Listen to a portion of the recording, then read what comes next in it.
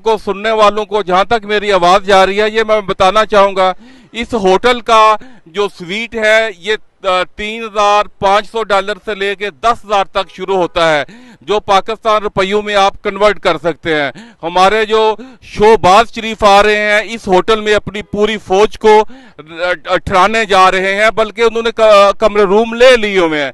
जब हमारा prime minister साहब का, जनाब वज़ीर आज़म इमरान खान साहब का आते हैं तो वाशिंगटन डीसी में एम्बेसी में सोते हैं और उनका स्टाफ मैट्रेस के ऊपर सोता है।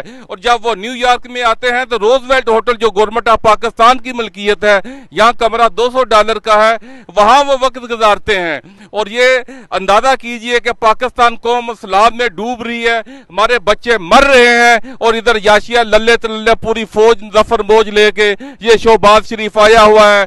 मैं जुम्मेदारान से दरखास्त करता हूं कि इनकी ये याशिया बंद की जाए। और मेरे दोस्तों, ओवरसीज में बसने वाले सब दोस्तों और पाकिस्तानियों, ये गिरती हुई दीवार है, आपकी मदद की जरूरत है। इसको एक